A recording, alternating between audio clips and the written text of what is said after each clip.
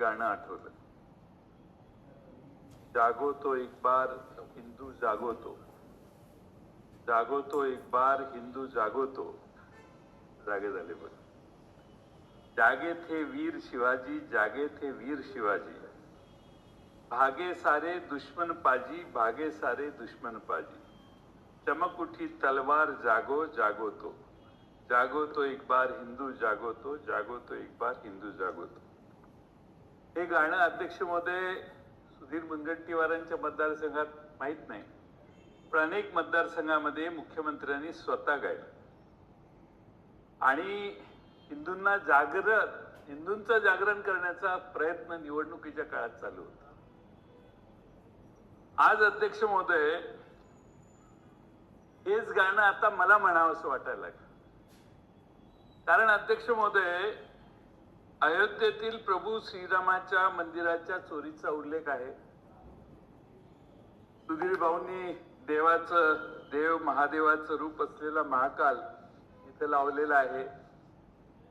अध्यक्ष महोदय, आपण त्या ठिकाणी मुख्यमंत्र्यांनी तिथल्या आसपास जमिनी खरेदी करून काय केलं याचा मोठा घोटाळा मध्ये प्रकाशित झाला.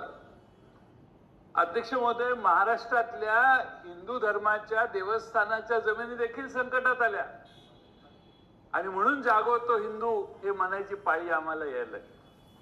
आज महाराष्ट्राची कुलस्वामिनी आई तुळजाभवानी मातेच्या 4121 एकरपेक्षा अधिक इनामी जमिनीत झालेल्या घोटाळ्याचा उल्लेख करणं आता आवश्यक झालेलं आहे.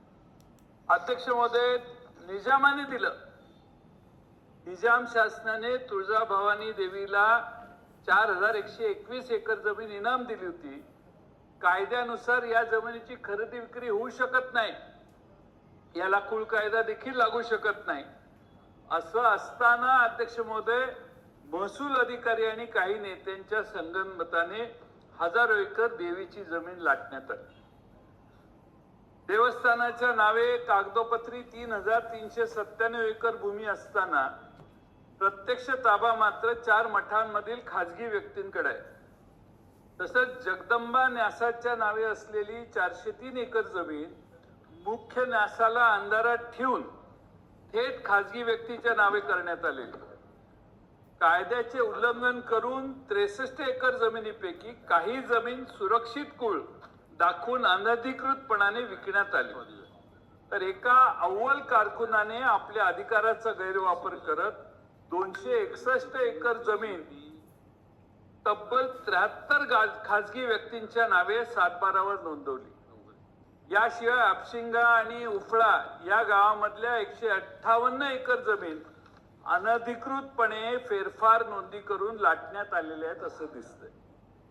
अध्यक्ष महोदय, आई तुळजाभवानी महाराष्ट्राचं आराध्य दैवत छत्रपती शिवाजी महाराज यांचं कुलदैवत.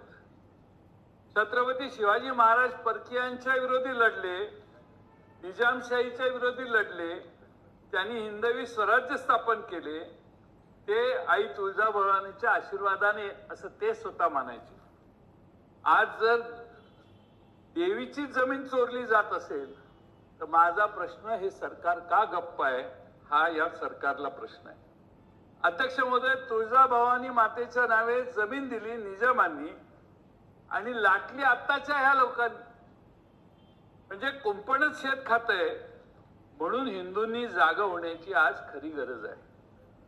अध्यक्ष महोदय, या राज्यभर देवस्थानाच्या जमिनी हडप करण्याचं मोठं रॅकेट या सरकारच्या काळात तयार झालेलं आहे.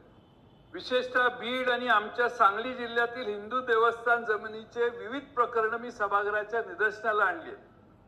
त्यावर तत्कालीन महसूल मंत्र्यांनी कारवाईचे आश्वासन सभागृहात दिले, पण कारवाई काहीच झाली नाही. उलट अशी प्रकरणे उघडकीला आणणाऱ्या सामाजिक कार्यकर्त्यांच्या जीवघेणे हल्ले झाले, हेही आपल्या सगळ्यांना माहिती आहे. अध्यक्ष महोदय, बीड जिल्ह्यातीलच मौजे चिंचेपूर तालुका आष्टी येथील मशीद व ईदगाह इनाम जमीन